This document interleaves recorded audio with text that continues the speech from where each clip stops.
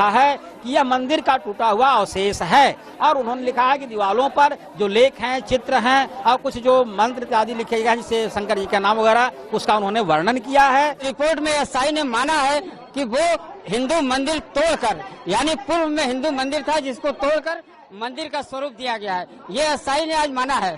सारे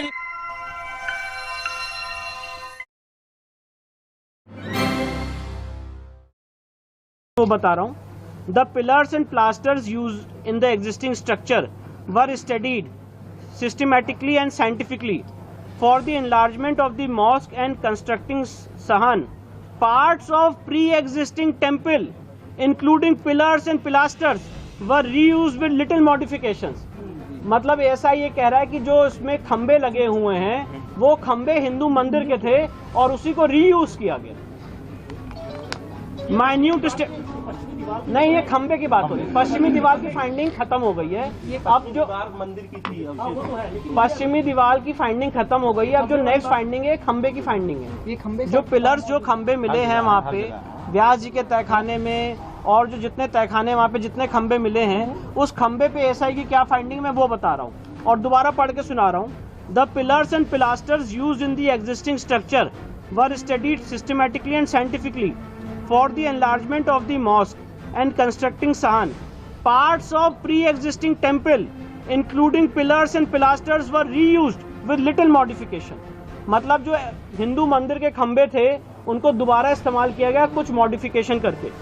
Minute study of pillars and pilasters in corridor suggests that they were originally part of pre-existing Hindu temple.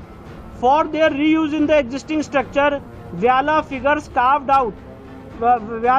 carved on either side of lotus medallion were mutilated, and after removing the stone mass from the corners, that space was decorated with floral design. This observation is supported by two similar pilasters still existing on the north and southern wall of the western chamber in their original place. मतलब ऐसा ये कह रहा है कि उन pillars में जो क्राविंग्स थी उसको भी डिस्ट्रॉय किया गया है और उसी को एक हिंदू मंदिर के जो खंबे थे उसको दोबारा रीयूज किया गया है। Mahamukti Mandap is mentioned in these three inscriptions is of great significance.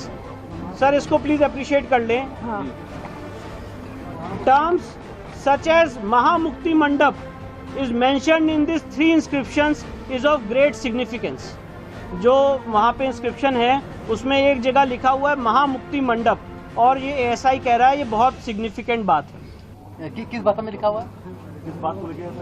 जो वहाँ पे इंस्क्रिप्शन मिला है तथाकथित मस्जिद में उसमें वन ऑफ द इंस्क्रिप्शंस में लिखा हुआ है महामुक्ति मंडप, तो ऐसा ही कह रहा है बहुत सिग्निफिकेंट बात है। इंस्क्रिप्शंस ऑन लूज स्टोन, अब जो पत्थर हैं जो ऐसे लूज पत्थर हैं उस पे जो कार्विंग्स और इंस्क्रिप्शंस है उसके बारे में एएसआई इतनी फाइंडिंग दे रहा है जो मैं आपको पढ़ के सुना रहा हूँ। ASI had in its custody record, ये बहुत इंपॉर्टेंट बात है इसको प्लीज रिमार्क करें।